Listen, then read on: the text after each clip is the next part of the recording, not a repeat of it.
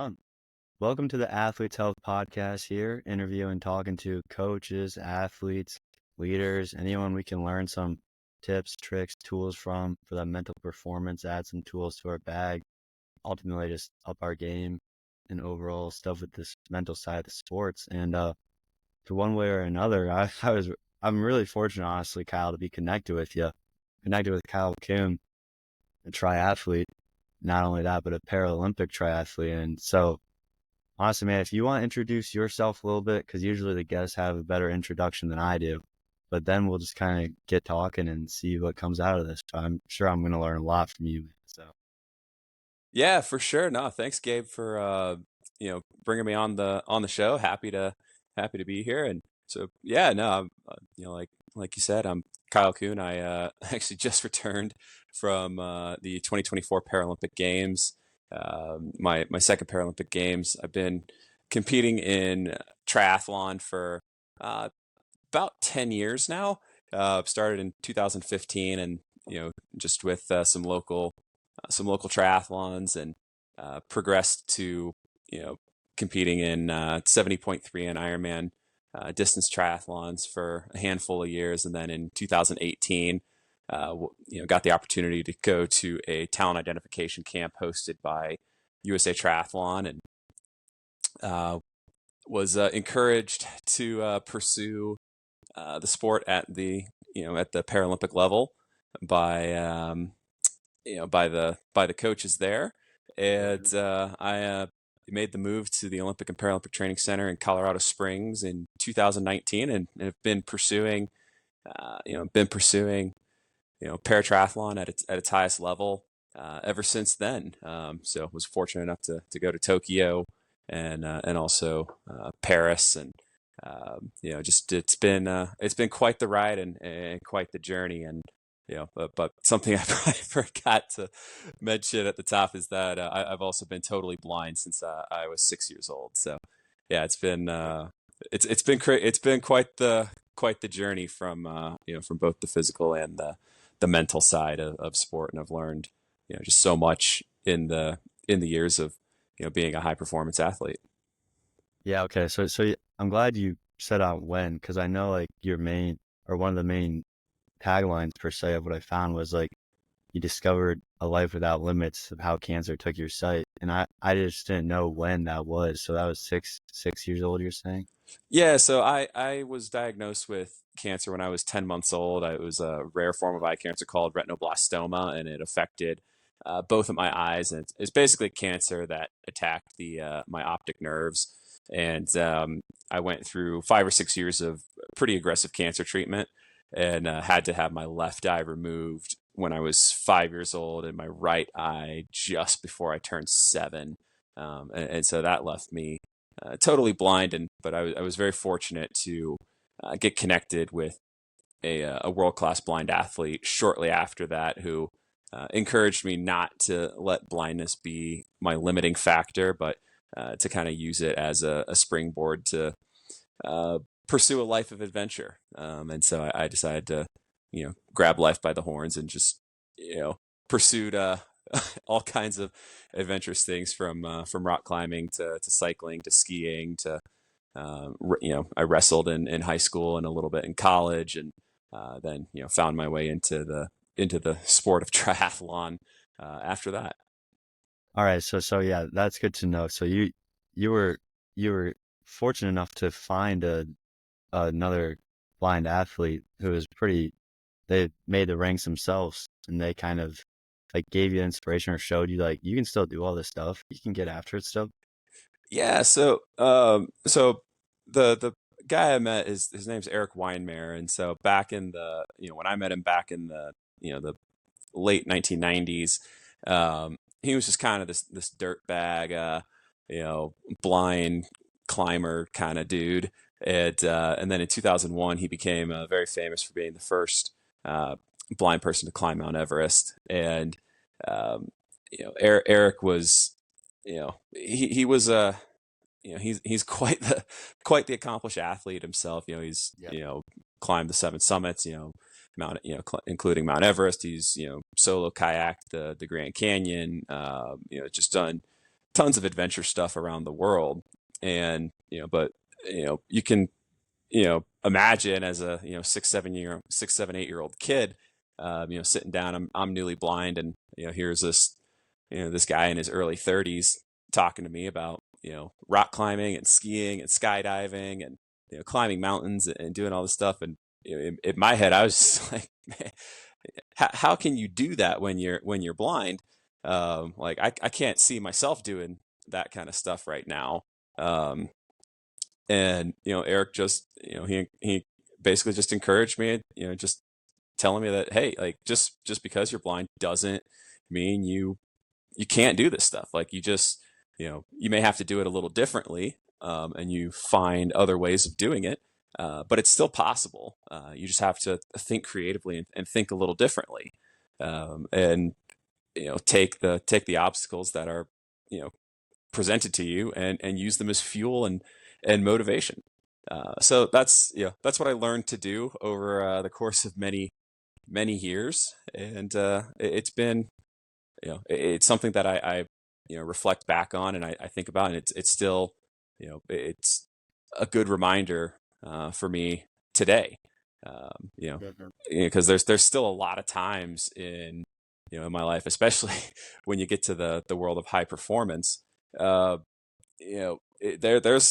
a lot of times when you feel like you're fighting upstream and you feel like you're not making progress, or you're not improving, or something like that. And it's finding these little things, these little consistent things that you can just keep doing the simple things really, really well, and then you do those simple things a little bit better, and just consistency over time, and eventually you find yourself on the verge of a breakthrough or a breakthrough.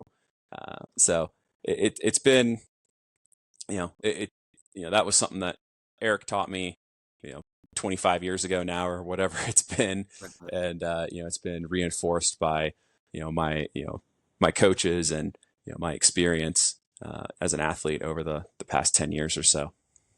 Oh, that's just so cool to hear. And so the last piece for me to connect the dots, just before I have some other like pointers for you, I was wondering, so like 10 years ago, because you said you went through all those other sports like in high school and stuff. Mm-hmm. How did you originally get into the triathlons?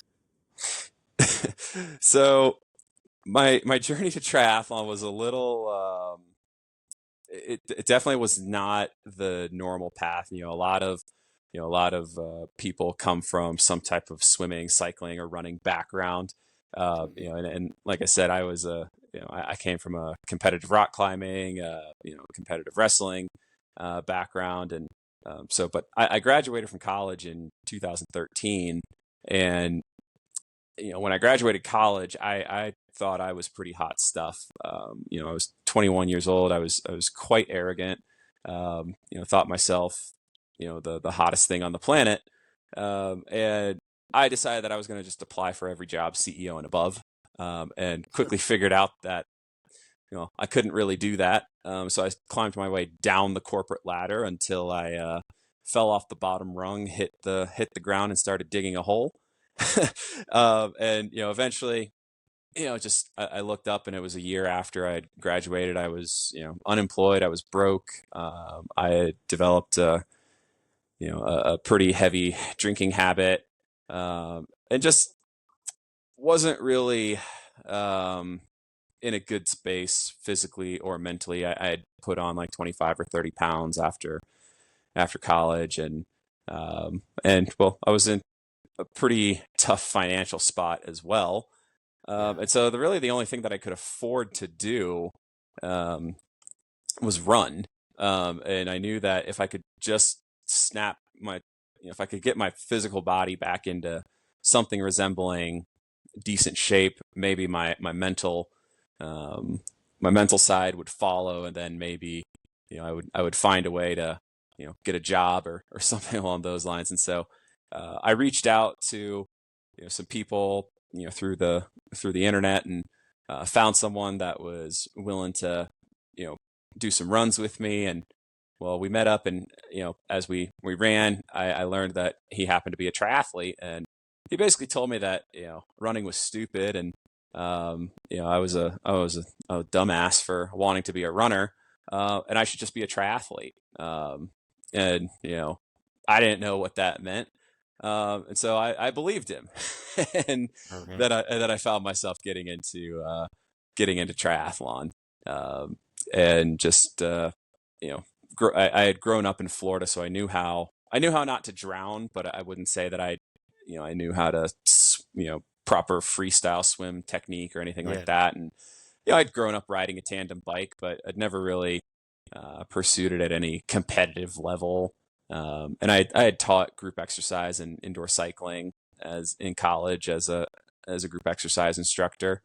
Um, and then running growing up had always kind of been a punishment.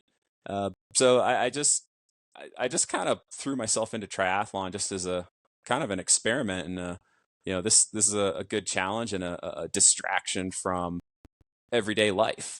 And what I found was that I fell in love with putting the puzzle of triathlon together, and really learning all three of these sports, swimming, cycling, and running, and how to fit them all together in a puzzle. Because that's really all triathlon is. It's not the people that swim the fastest, bike the fastest, and run the fastest. It's the people who swim, bike, and run the fastest. Mhm.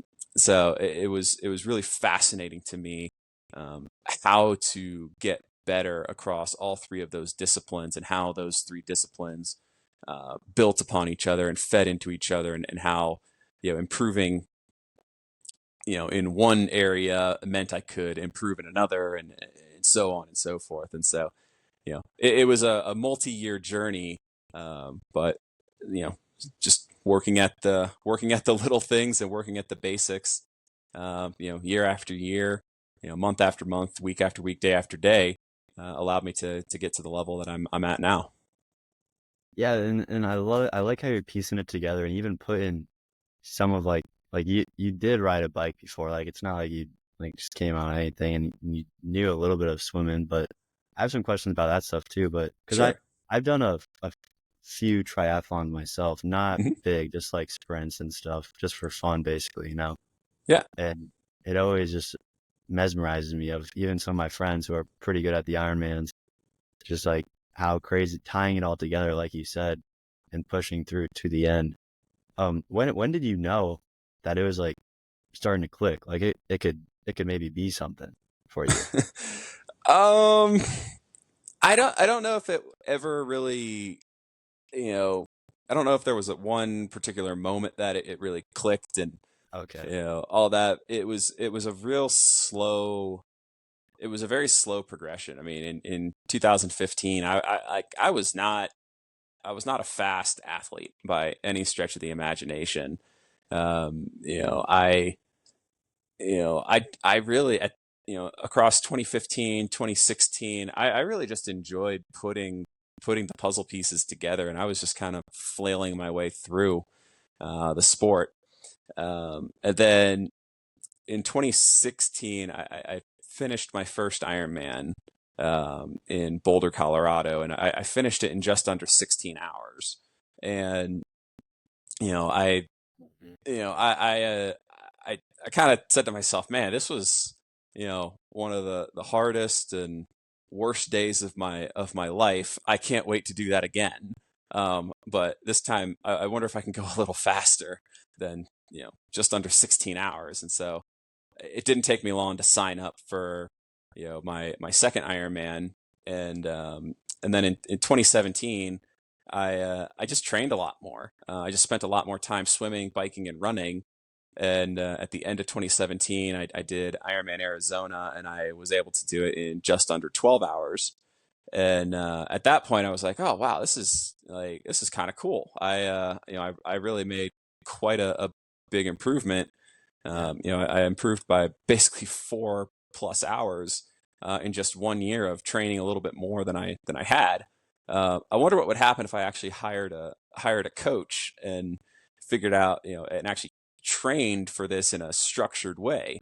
So Uh, so before that, you didn't really have a coach per se. You were just I kind of didn't figuring the puzzle pieces yourself.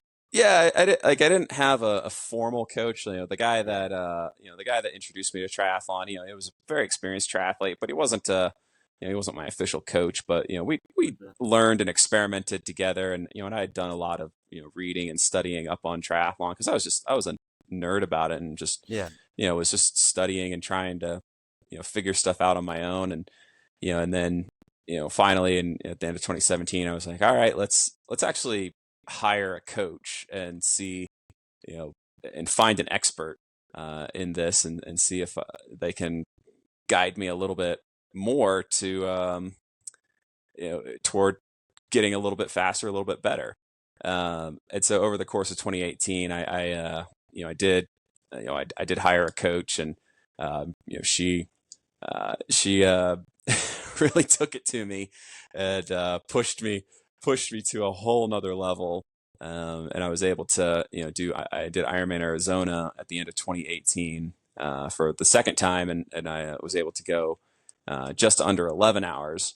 And at that point, I kind of had this choice of I could keep trying to get faster and faster at Ironman, or I could maybe go try um, ultra distance triathlon, or I had been invited to a talent identification camp in Colorado Springs, and for USA Triathlon. And at that camp, some of the coaches sat me down and they said, "Hey, you're actually kind of good at this sport. Not really, only having been formally coached by someone for less than a year, and like we think you could be even better. What do you think about pursuing this at the at the elite level, at the World Triathlon, and Paralympic level?" And so that it stuck in my head, and I would be competing against other athletes who were blind or visually impaired instead of just against myself. I'd be chasing the Paralympic, chasing the Paralympic dream, and really just trying to be the absolute best athlete I could be. And that was really, really appealing to me. So I applied to live and train at the Colorado Springs Olympic and Paralympic Training Center, and got here at the beginning of 2019, and you know and submitted myself to becoming a true high performance athlete. And it's been Yeah. quite the ride and quite the roller coaster since then. Especially, I was, up until then I had been focused on Ironman long distance triathlon, so switching from racing for 10, 11, 12 hours to now we race at the Paralympic level. We race sprint triathlon, so 750-meter swim, 20K bike, 5K run. So switching from an 11-hour race to a 1-hour race, totally different mindset, totally different ball game. So it was a big mindset shift for me. Yeah, that I did not know that, Kyle, when doing this. So for the Paralympic training, you only do the sprint triathlons? Yeah. So and Because I just asked because like I'm not too big into the triathlon training. I did it more just for fun, but that's like a different style of training too, because it yeah, is it's a very different very style much of into it. train. It's a very different style of training. It's a lot more. Um, so sprint, yeah, and I say this all the time. It's like, people always say it's just a sprint. Yeah. But like just a sprint is, I would rather hurt for 11 hours than hurt for 1 hour. Like that, like an iron, like hurting for, over the course of an Ironman, you can spread out the pain. But hurting for, the 56 minutes to an hour and 2 minutes, or whatever it does, whatever it takes to, for us to complete, a race at the Paralympic level, it's a whole different style of hurt. It's just like, you know, you know, you know, we wouldn't say it's just the 100-meter dash, or Mhm. it's compared to a marathon. They're two, they're still two running events, but they're two very different styles of running event. Both, both the 100-meter runner and the marathoner train um, equally as much. They just, train a little differently. And, same with the, sprint triathlete versus an Ironman athlete. As a, as a sprint triathlete, I still train 25 to 30 hours a week across swim, bike, run, strength, and strength training. When I was doing, and if I was to, do Ironman training again, I would probably train 25 to 30 hours a week, but the training sessions would be, slightly different. So in sprint triathlon, we're focused on lactate threshold, VO2 max style, training, and we're doing a lot of speed work, a lot of work at lactate threshold or at VO2 max. And then our bike courses are very technical, so we're working on hard accelerations on the bike versus instead of in an Ironman we would focus more on lactate steady state power, holding power for a long time at lactate threshold. Whereas, in sprint triathlon, we're focused on, really coming out of corners hard and the technical side of cycling. And then same for the run. Like we're focusing on, we're trying to run a 5K as fast as we possibly can on, super tired legs. Because by the time you get to the 5K in a sprint, you're 42 minutes, you're 40 or 42 minutes into a race where you've already been redlining it. And now you have to redline it a little bit more, and, be able to have a punch to, come out of a corner, or, have a kick to, finish in a sprint, for the line or something like that. So it's a completely different style of racing and training versus, when I was doing 70.3 and Ironman. So I know that those are different type of burns, and like they're gonna hit differently. Yeah. How do you go about like handling that switch, or even just now in your training, handling that burn? Hey, thanks again for tuning into the Athlete's Health Podcast. Your support really does mean a lot. We are passionate about bringing the mental health and performance topics to the forefront because, let's be real, the mental health crisis is a huge issue in society.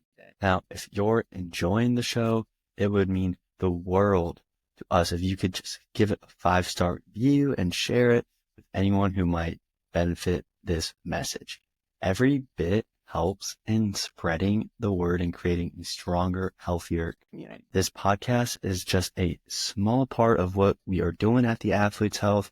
We work directly with teams, coaches, and individual athletes even to help them unlock their full mental performance and ultimately overall performance.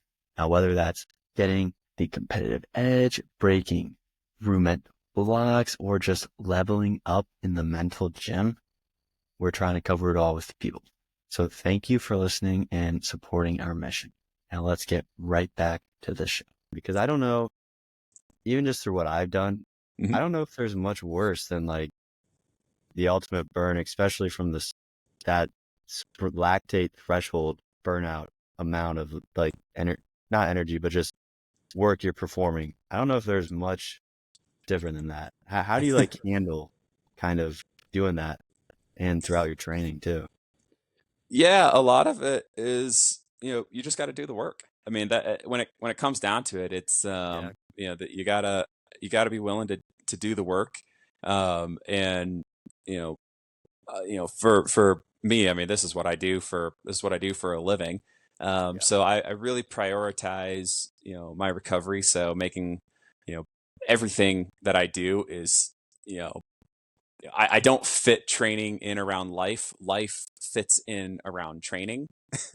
So, so my everything that I eat, my meals, everything is geared toward, performing in a training session. My sleep schedule, I'm making sure that I'm, you know, in bed by, between 8 and 8:30 at night, making sure that, I'm practicing my necessary, sleep hygiene, making sure that I'm getting up at a consistent time every day. You know, What time's that? I'm just curious. What you're saying. I personally get up around 5 a.m. Yeah. Every day, so between 4:30 and 5 a.m. Because I know that I have a very specific morning routine with my coffee, making sure that I eat. Because usually my first training session of the day is around 7 or 7:30 in the morning, and that's usually a swim. And then making sure that I have calories to be able to survive the swim, Mhm. which is usually about 3,500 to 4,000 meters. And then immediately go in to grab breakfast after the swim, and then turn around and get ready for either a hard bike or a run after that, and then making sure that you're fueling up, eating right for lunch, for your afternoon bike, run, or strength session, and then usually after the last session of the day, usually hit the the sauna or contrast baths. So depending on what type of session I had that day. So if I had a super hard track session, prioritize the cold tub. If it was more endurance type stuff, long steady stuff below lactate threshold, prioritize heat. If it was kind of a mixture, then prioritize a mixture of hot and cold, hot and cold tubs and stuff like that, and then making sure that I'm once or twice a week getting in and doing soft tissue work. I spend probably an hour every day in my Normatec recovery boots. Nice. So yeah, no, just So yeah, let me prioritizing recovery and you go food ahead. and all of it. So So let me ask you this, because it goes along with your training lab, like your mhm, whole thing of what you just said. And this is a two-parter, so after you answer this, I have another piece to it. But sure. do you think it's harder to do the actual training where you're purposefully sending it to like, kind of break down your body so it recovers and covers at a higher efficiency, a higher level? Or do you think it's harder to do the actual races and just perform at the best? I honestly don't know. That's why I'm asking. I want to get your opinion on this. I think it depends. Yep. The like the training is hard, and it's really hard. Um, it's really hard to get up day after day after day, and grind day after day after day for years. And it's there are many times where I have woken up and my shoulders, hips, knees, everything is just sore. There are times I feel that I would not be able to walk, let alone run that day. But then I go out and I somehow execute a great training session. So it's really so the hard part is going out and executing the day in day out training.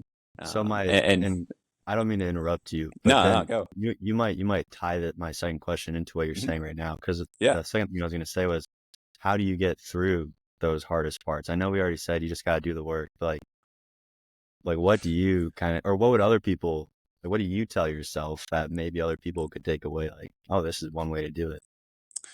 Yeah, I mean, well, so I think back to um, a often misunderstood word, and that's motivation. And so motivation, what it is just all it is what it means is a reason to move. So if you identify your reason to move, aka why you're doing this, then you know you'll find a way. You'll find a Yeah. way to get through it. And there in broad terms, there are three reasons why we move, or there are three things that motivate us. Number one is the first one of the first thing is people move to become more comfortable. So some type of incentive, shiny metal. I'm moving toward I wanna get that gold medal because it comes with prestige, and wanna you know it comes with a bonus from sponsors, or something like that. You could, or the second reason. And I don't want to put reasons in your mouth, but then intrinsically, I mean, that's the top. Like, Yeah, if well, I mean, it's yeah. So we're getting to that one. So oh, sorry, yeah, no, keep going. all good. So the second reason is to move away from being uncomfortable.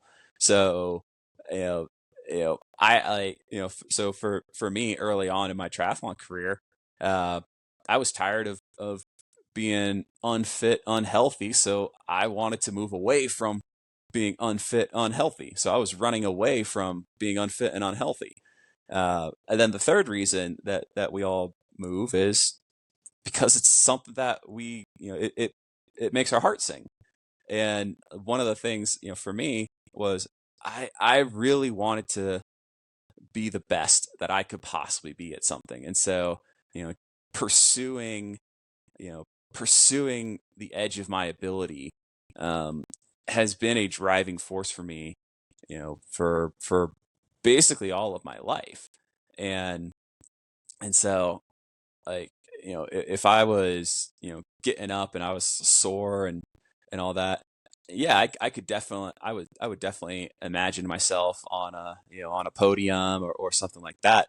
But at the end of the day, I always wanted to think, I always thought about, man, like, how would I feel if I didn't give it everything I had? How would I feel if I wasn't turning over every stone, and making sure that, I want to know that I have given it everything I had to be the absolute best that I could be. And if that means I'm the best in the world, awesome.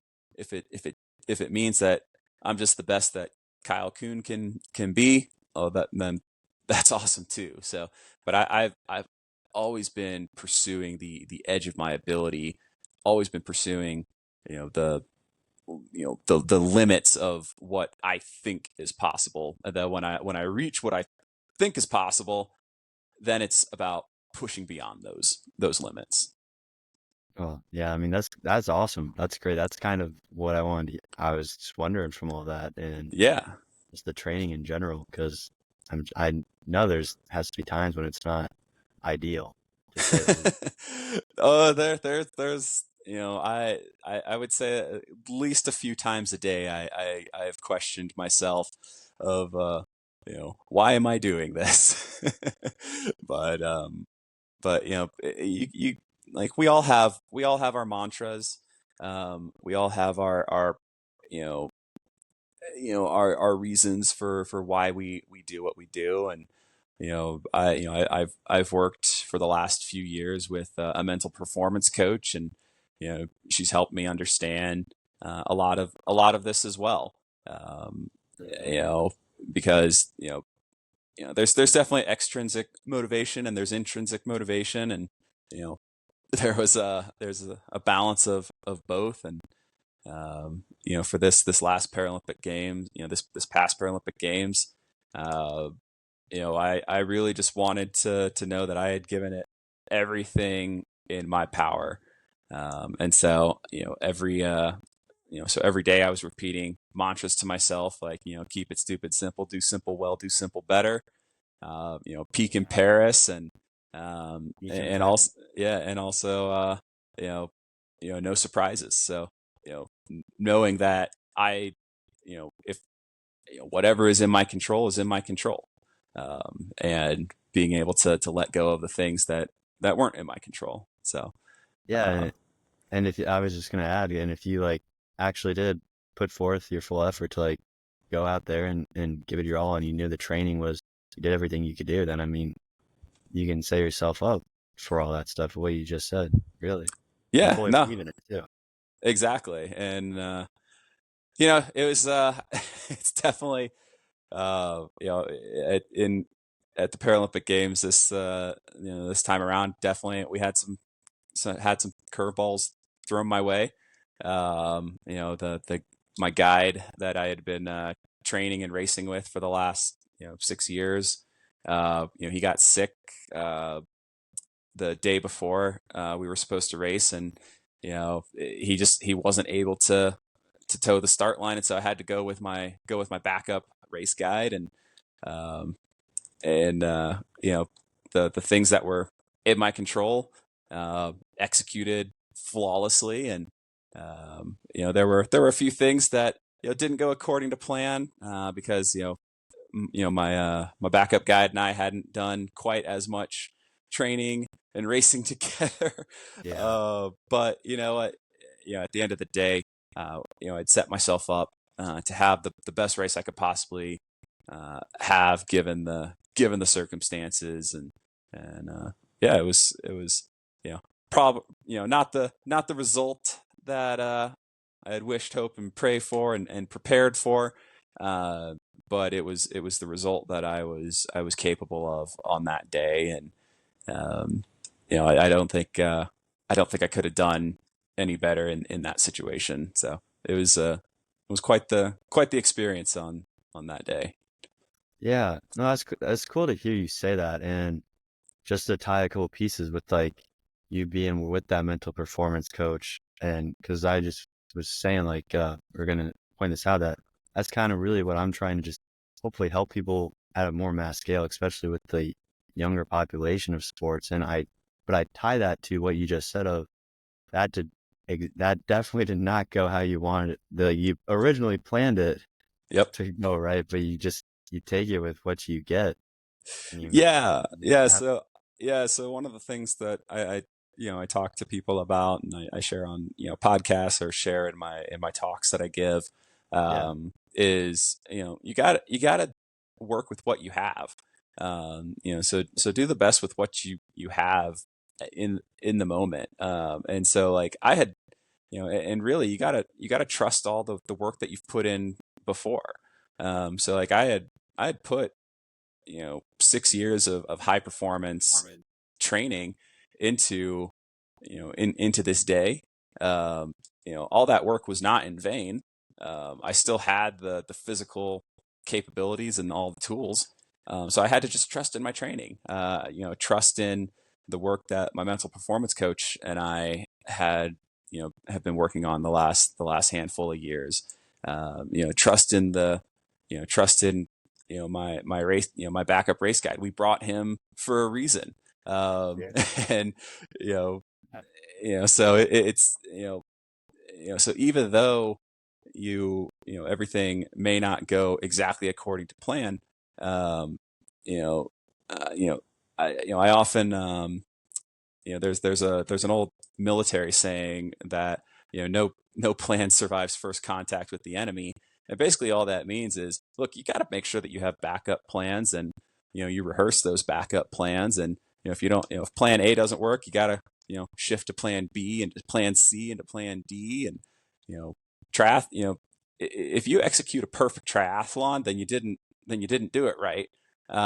Because triathlon, the nature of the sport is something's going to go wrong. There's too many moving parts, and so you know triathlon is all about adaptability, and it's about you know and really any really this is about sport and life too. yeah, It's about you know how do you respond when something doesn't go according to plan? Do you improvise and adapt, or do you panic and flail around and wind up going off the rails? And I've done both.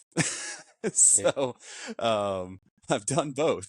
Early on in my career, I definitely was more of the panic and this ship is going off the deep end and going off the rails kind of guy. And but as you gain experience, and as you gain knowledge, and you actually practice the techniques and implement all the stuff that you work on, um, you find that you can actually um, you can adapt quite well. Yeah, the knowledge, the experience, the practice. I think those are the three pieces that sometimes do often get overlooked that people don't always think about. Like it just always seems like people think it's just like a snap, like it's you're there.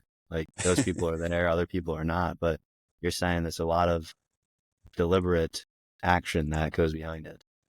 Yeah, there's definitely, my triathlon coach and I, um, talk about this all the time. It's, the difference between professional and elite athletes versus your amateur athletes or your beginner athletes. It's there's really not a big difference. The professional slash elite athletes, all they do is they do the simple things really, really well, and then they work to do those simple things a little bit better. Um, and that's really all it is. I don't do anything different than someone who's just getting into the sport of triathlon. I'm still swimming, biking, and running. I'm just doing it more deliberately, with greater focus, with, and working on specific little areas. And it's not complicated. And I think sometimes we all tend to overcomplicate, sport. No matter what your sport is, whether it's triathlon or football or soccer or Mhm. um, you know, List goes on and basketball, or on. the list goes on and on and on. It's keep it stupid simple, do simple well, do simple better, and that's what separates the you know the elite from the non-elite. Yeah, I'm glad you're saying that because I feel like even just myself, I need reminded of that quite a good amount of times. Just keep it simple, stupid. Just it's all good. Like Yep, you don't need to do too much, and just do it right and do it. Keep doing it is the other piece, right? Like you yep, also do the recovery, like you mentioned your daily routine. Like you make sure all those pieces add up, and they exactly. Exactly. It's consistency over time. It's frequency and consistency over time. It's there's no magic pill, there's no magic bullet. It's hard work, frequency, consistency over a long period of time. And some people are fortunate enough to improve quicker than others. Um, you know, and then as my coach also has told me before, he's like, it never gets easier, you just get faster. yeah. I mean, with what you're just saying, I was just gonna put it back in your example of how you said like you were never like that good, like and we just related to the times that you said the first one was 16 hours. This was full day and a Yep, half, and then you cut it down to less than 12 and then less than 11, I think you said, right? yep, And correct. that's just your frequency over time just Yep, shows it. exactly. Um, so this was one thing I wanted to ask you about, just because your situations when you racing and stuff. Because I always read some books up on trust and like trust can be deliberate for different people or have Mhm. different meanings, or it's harder for people to trust. But to some certain extent, with you being blind and racing, you have to put some trust in your racing partner, your racing guide, right?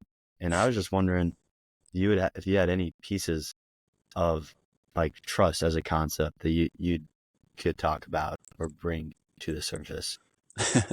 Yeah, trust is a major component of blind and vision impaired triathlon. Because you know number one, I gotta trust that the person that I've picked to guide me is is a whole heck of a lot fitter than I am, and they are not they are physically physically they're Olympic caliber athletes themselves. And then but also I have to trust that they're doing the mental preparation, as well, because they have to be able to make those snap decisions, in the moment of because they're the ones reading the field and reading the situation, deciding, okay, when do we start initiating this turn in the swim? When do we start hitting the brakes on the bike? When do we make a surge to pass? All of those kind of things. And then also I have to, there's a huge amount of trust, making sure that they're putting in the work to do, to get better themselves, just as I am. So whether that is, making sure that they're doing everything they can to be healthy, as well. So there's a huge trust component in there, because it's for me, it is a team sport. It's not it's not an individual sport. It is a team sport. So just like if if a quarterback doesn't work with his with his center, or his or hasn't worked with a left guard, or a left tackle protecting his blind side, then he's gonna have a little less trust in those guys than the guys that he has been working with every single day, every single practice. So yeah, it's so I'm trusting that my guide is gonna make the right decisions, that they're gonna make the right decisions so that we have a safe race, but also as fast a race as possible. So it's definitely a balance, and there are times when that trust gets tested. That's what I was just gonna ask you about. I was gonna just to wrap that up. I was just gonna say, like, how do you build that trust, or how do you test that trust? Is, I guess, when things don't always go the best. But Yeah, I mean, really, a lot of it, you build the trust through working together.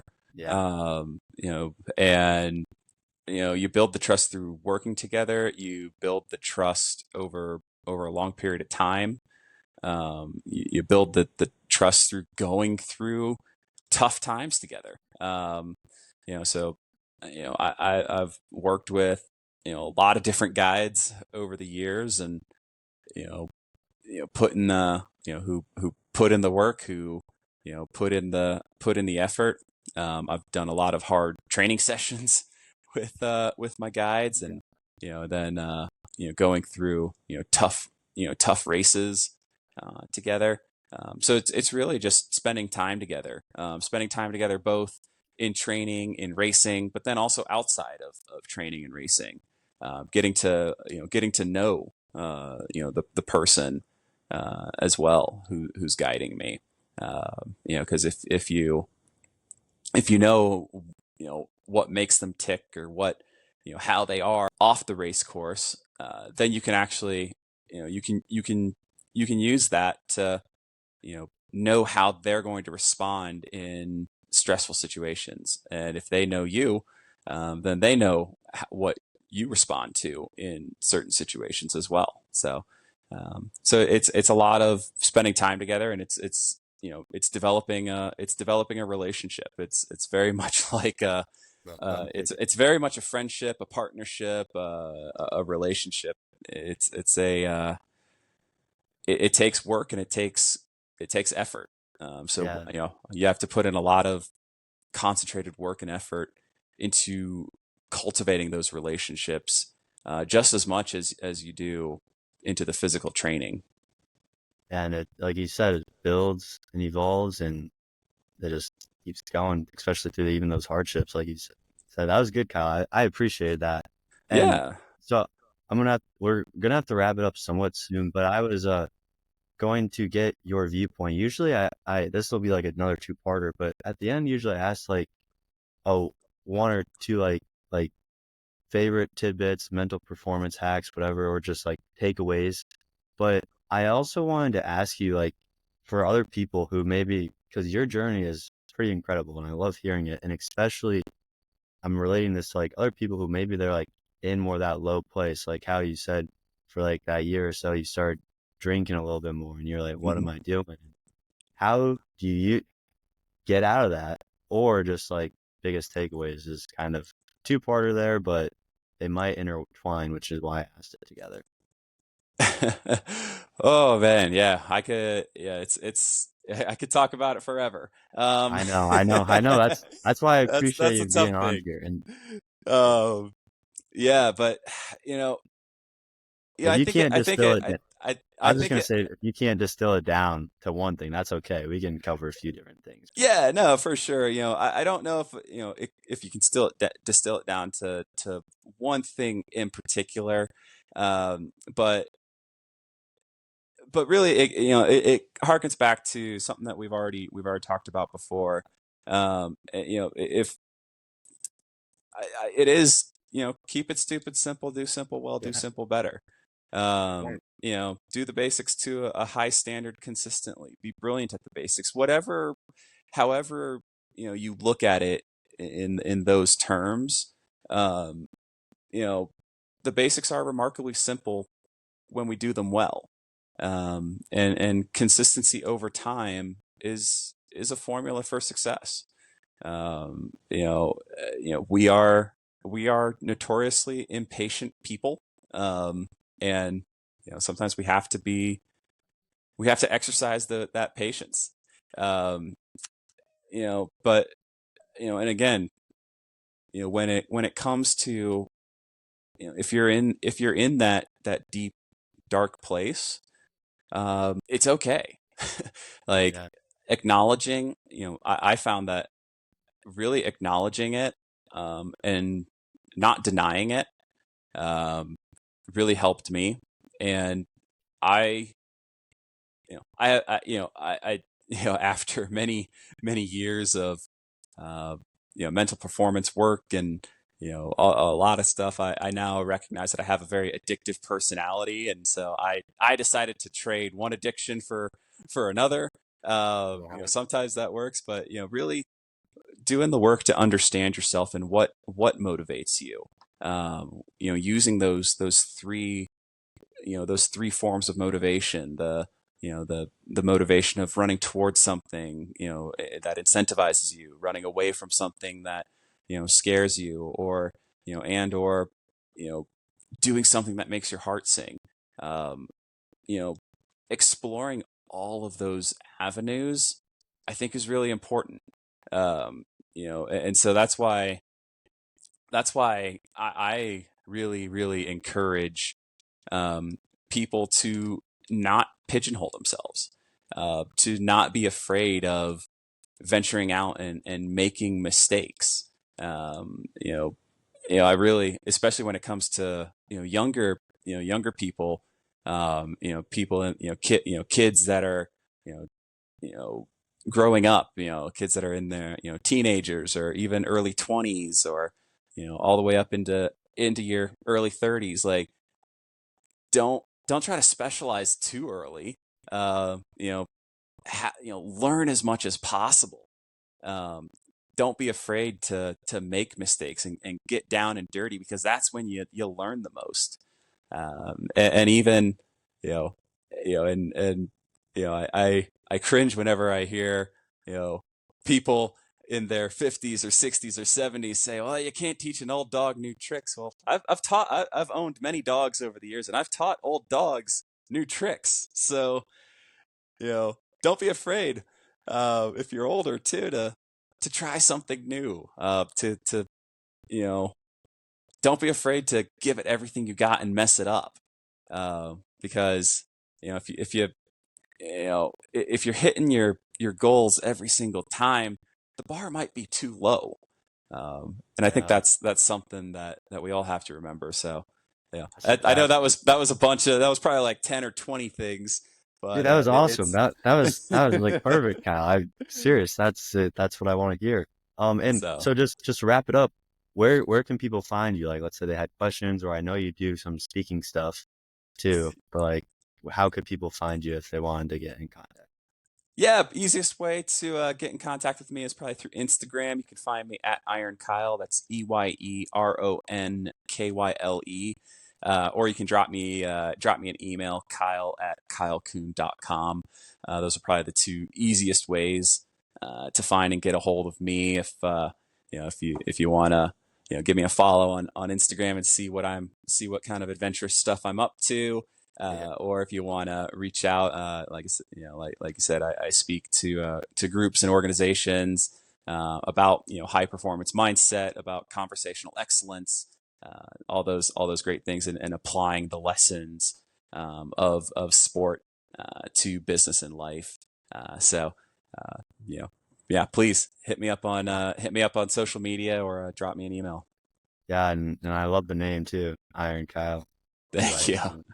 it's awesome. But all right, I'm gonna wrap this up here. But the Athletes Health Podcast, talking to coaches, athletes, leaders, anyone we can learn some stuff from. And Kyle, you like honestly, you dropped very many good pieces here on this podcast. Like I'm gonna when I go back and analyze it, there's a lot that I'm gonna be jotting down, and I appreciate your time just as much. I'll probably implement some in my coaching as well, and as I keep helping more people out, just like Awesome. kind of you're doing. So I appreciate time greatly, man.